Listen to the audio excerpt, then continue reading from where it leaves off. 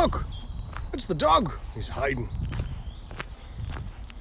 For those of you that are interested, this is Captain Morgan, the stupidest dog you ever will meet. I'm very pleased to welcome a very dark shadow as me because the sun's right behind us.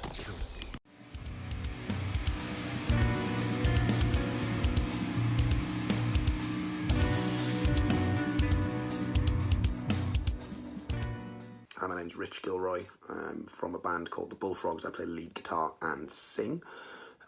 We're a rhythm and blues band, so we play a lot of sort of speakeasy, small bars type venue, a bit more atmospheric than Rock the House Down, although given the opportunity we can do that as well.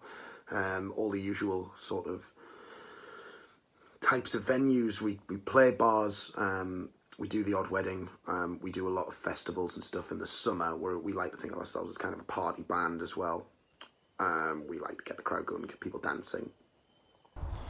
So mate, how's this situation affecting you? I mean, all of our gigs have been cancelled, including weddings. So we've got no income for the rest of the year. And again, it's not our predominant income. I know there's guys a lot worse off than us who solely rely on gigs and things like guitar lessons or music lessons to make an income. So that we're lucky enough in that if it doesn't affect us that way, it's mostly an emotional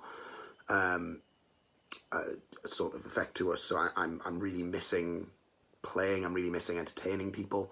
I am missing the 300 to 400 quid a month that I get from it, which is a nice little earner, but it's, as I mentioned, it's all sort of beer money for me. I'm missing the sort of outlet of being able to turn up a guitar really, really loud in front of a large group of people and have them applaud when you're done rather than your neighbours shout and tell you to turn it down. I'm missing expressing myself. And I'm missing my friends, honestly. I'm missing the guys in my band who I get to speak with and hang out with. And just seeing them every week, you know. How do you think the whole situation's affecting the industry?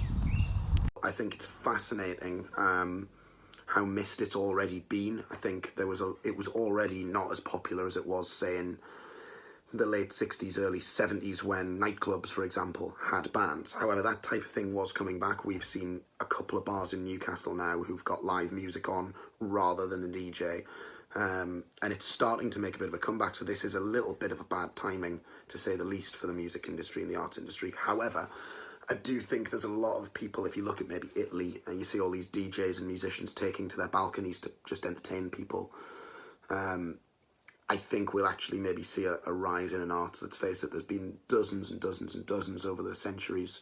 There's been dozens of events like this where humans are sad and frightened, and we've always had music and creativity and art and poetry to bring us through it. So I see no reason to suspect that we won't. Obviously, the big problem is that there's no venues for people to play in, and if that means that the arts and entertainment industry looks different in 6 months' time or a year's time or 5 years' time or however long it's going to be until we can sort this out, then every musician I know will roll with the punches to get his art out there, to get his creativity flowing. Do you think we'll recover?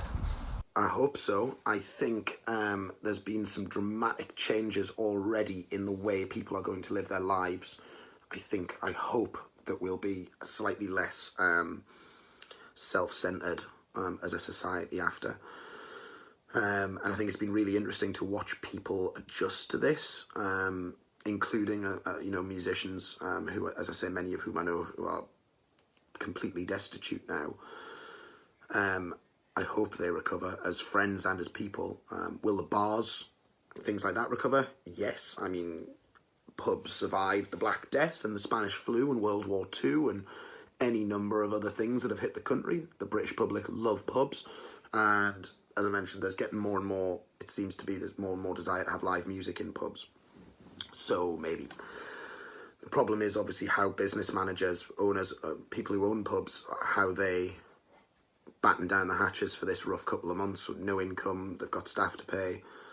I think there's a lot of venues that are rented that are the landlords are gonna want them out, but what they're gonna do, what are they gonna turn that space into? It's clearly a pub.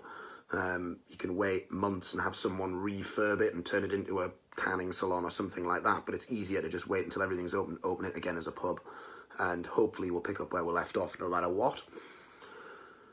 I really hope so. So how do you think it's all being dealt with? I was no fan of this government before this happened, and their actions haven't made me a particularly big fan. I think they've done the bare minimum. I think they've protected a lot of their own interests. But they have done something. I know that the self-employed people have now gotten their bailout, and my wage is safe, and my girlfriend's wage is safe, and a lot of people I know are a lot less anxious now about money. So I think in terms of that, it's being dealt with. It's not for me to say how it's being dealt with, because I wouldn't want that job. And I would say as well, it's definitely a time for humanitarianism and not politics or point scoring. It's not about whether or not this government would have done as well as the other government that we could have chosen. It's about whether or not they've saved people or not, and it doesn't matter what their political leanings are. If they pull their finger out and make sure that everyone's okay through this, then that's fine.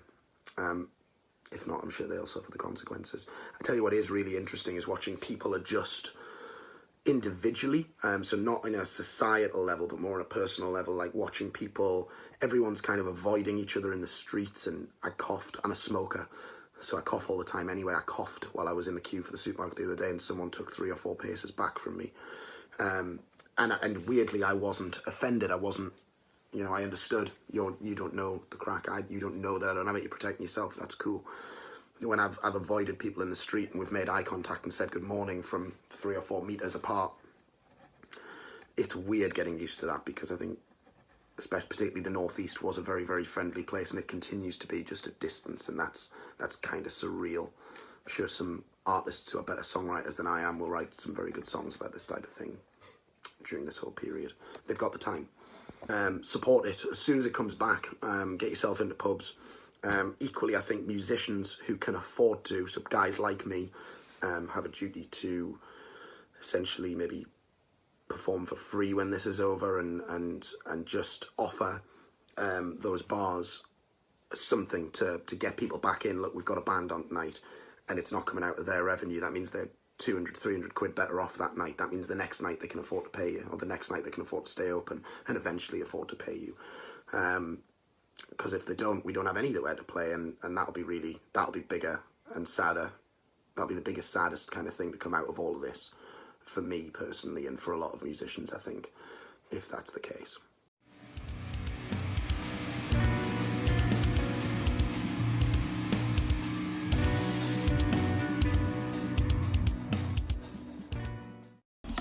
Now, the question that I've been asking everyone, because it's written down, I get told what to say, because if I go off track, you tend to find you get edited in and edited out, and edited in and out, in and out. And there's a squirrel.